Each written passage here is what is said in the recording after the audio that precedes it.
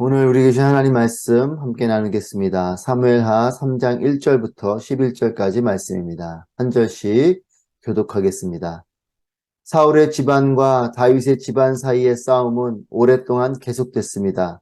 다윗 집안은 점점 더 강해졌고 사울 집안은 점점 더 약해졌습니다. 헤브론에서 다윗이 낳은 아들들은 이렇습니다. 그의 아들은 이스라엘 여인 아히노암이 낳은 암논이고 둘째는 갈멜 사람 나발의 아내였던 아비가일이 낳은 길르압이고 셋째는 그술왕 달메의 딸 마아가가 낳은 압살롬이고 넷째는 핫깃의 아들 아도니아이고 다섯째는 아비아달의 아들 스바데아이고 여섯째는 다윗의 아내 에글라가 낳은 이드르암입니다. 이들은 다윗이 헤브론에 있을 때 낳은 아들들입니다. 사울의 집안과 다윗의 집안 사이에 싸움이 있는 동안 아브넬은 사울의 집안에서 자신의 세력을 키워가고 있었습니다. 사울에게 첩이 있었는데 그 이름은 리스바이고 아야의 딸입니다. 이스보셋이 아브넬에게 말했습니다. 어떻게 내 아버지의 첩과 잠자리를 같이 할 수 있어? 그러자 아브넬은 이스보셋의 말에 몹시 화를 내며 대답했습니다. 내가 유다의 개의 머리인 줄 압니까? 오늘까지 나는 당신 아버지 사울의 집안과 그 형제들과 친구들에게 충성을 다했고 당신을 다윗에게 넘겨주지 않았습니다. 그런데 오늘 이 여자 때문에 나를 비난하다니 이제 나는 여호와께서 다윗에게 약속하신 그 뜻대로 행할 생각입니다. 내가 그렇게 하지 않는다면 하나님께서 이 아브넬에게 심한 벌을 내리고 또 내리셔도 좋습니다. 여호와께서는 이 나라를 사울의 집안으로부터 옮겨 다닌서부터 브엘세바에 이르기까지 이스라엘과 유다 위에 다윗의 보좌를 세우실 것입니다. 11절 말씀. 이스보셋은 아브넬이 두려워 더 이상 대꾸하지 못했습니다. 아멘. 오늘도 살아계신 하나님 앞에 온전히 나아가는 우리 모두가 되기를 바랍니다. 주님의 은혜 가운데 거하는 우리 모두가 되기를 소망합니다. 새롭게 세워진 다윗 왕권과 또 물러난 사울 왕권 사이에 오랜 갈등이 계속됩니다. 1절 말씀에 이 싸움이 오랫동안 계속됐다. 이렇게 기록하고 있습니다. 그런데 그 결과는 무엇입니까? 다윗 왕권은 점점 더 강해졌고 사울은 점점 더 약해졌습니다. 시간이 지날수록 오랫동안 갈등이 있었는데 이 시간이 지날수록 다윗 왕권은 점점 더 강해지고 사울의 집은 점점 더 약해지는 이런 것을 봅니다. 시간이 지날수록 분명해지는 것들이 있습니다. 하나님의 큰 그림이 있는 것이죠. 시간이 지나 보면 알게 되는 것들이 있어요. 여러분, 우리의 삶에도 그렇습니다. 지나고 보면 하나님의 뜻을 분명히 알게 될 때가 있는 것이죠. 그때는 모르지만 시간이 점점 지나갈수록 아, 이것이 하나님의 뜻이구나. 또 하나님의 뜻이 이것인데 지금은 모르지만 시간이 지나고 보니까 그것이 분명해지는 이런 경우가 있죠. 여러분, 그래서 믿음은 기다림을 필요로 하는 것입니다. 시간을 지내보면 또 믿음을 가지고 기다려봐야 알게 되는 때가 있는 것이죠. 시간의 흐름 속에 하나님의 뜻이 분명해지기 때문에 그렇습니다. 여러분, 그래서 우리가 믿음을 갖는다는 것은 기다림을 가져야 된다는 것이에요. 지금 믿지만 그것을 기다리지 못하면 하나님의 뜻을 분명히 알 수가 없습니다. 기다려봐야, 하나님 때까지 가봐야 그것을 알게 되는 것이죠. 사랑하는 여러분, 믿음을 품으시기를 축복합니다. 믿음을 품고 또 하나님을 기다리는 여러분 모두가 되시길 바랍니다. 믿음으로 시작하셨습니까? 끝까지 믿음을 가져야 되는 것이에요.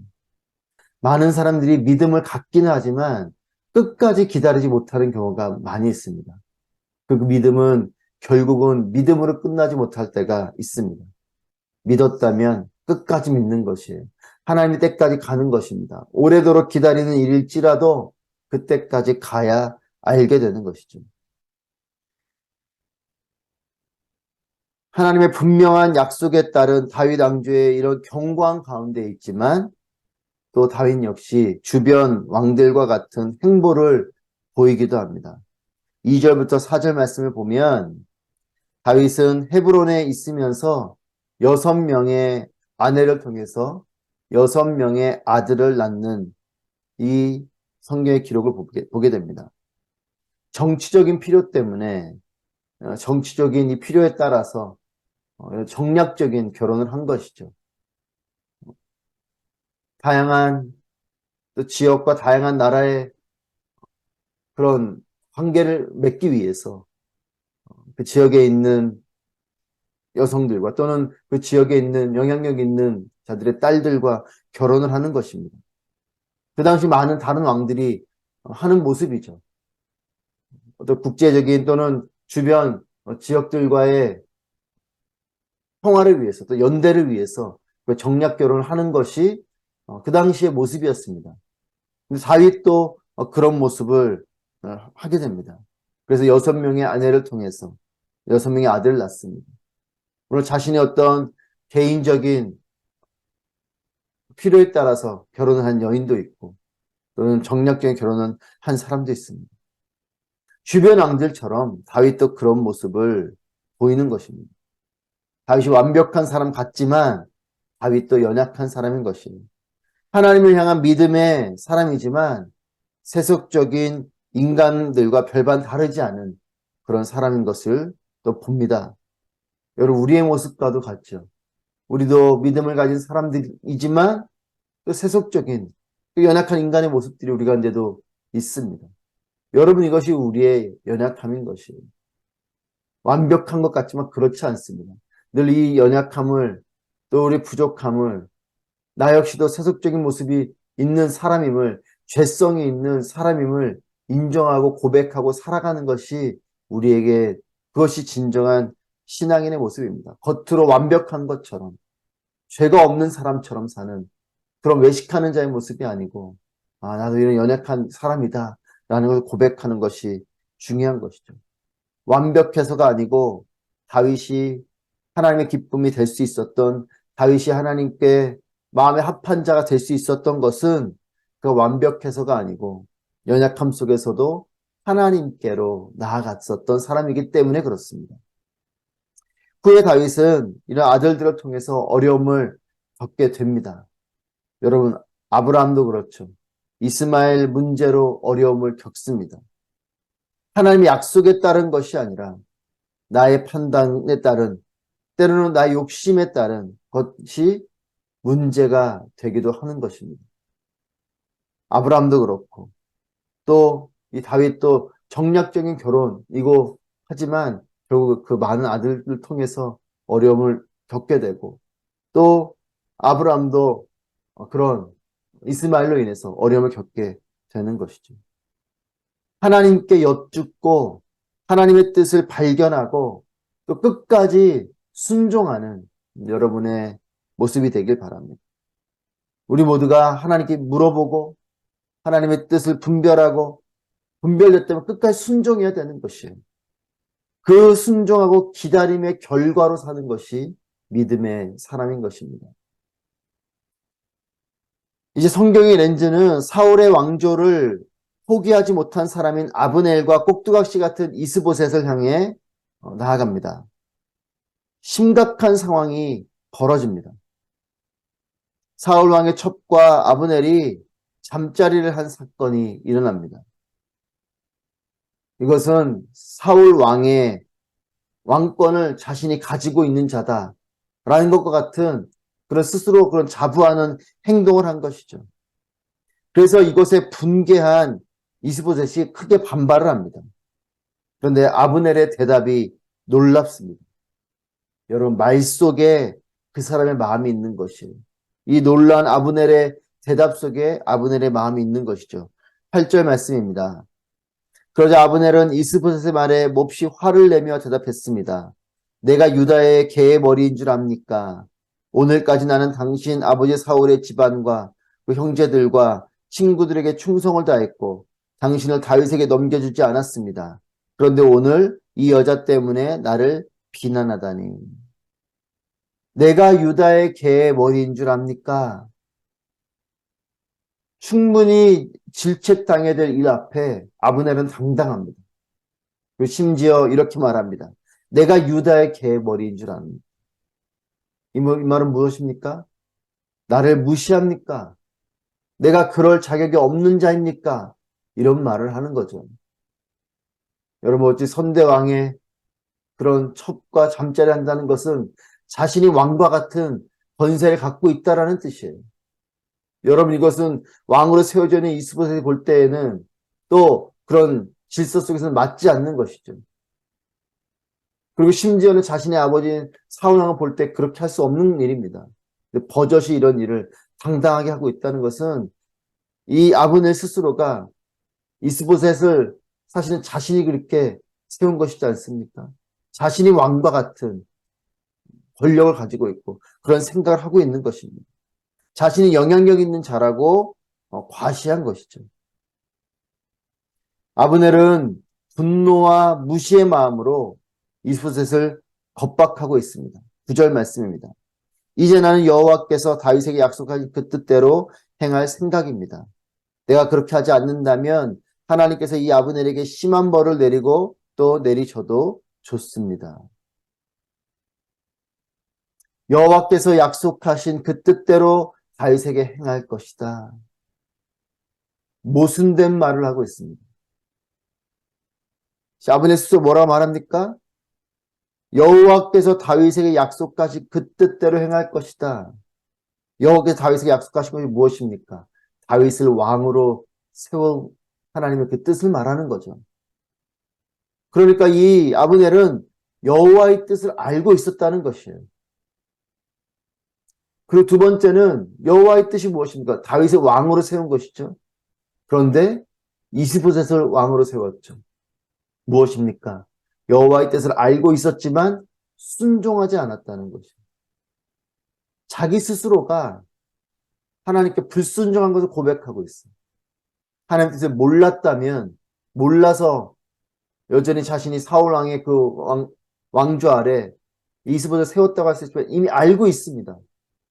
여호와께서 다윗에게 약속하신 뜻 알고 있지만 자신의 욕심과 자신의 야망으로 이스보셋을 세운 것이죠. 여러분 하나님의 뜻은 철저히 순종해야 할 말씀입니다. 이것을 자신의 정치적 영향력을 행사하려는 도구로 사용하는 이 아브넬은 참으로 위험한 인물이죠. 하나님의 뜻을 아는 것이 중요하지 않습니다. 하나님 뜻을 두려움으로 중요시 여기는 것이 필요한 것이죠.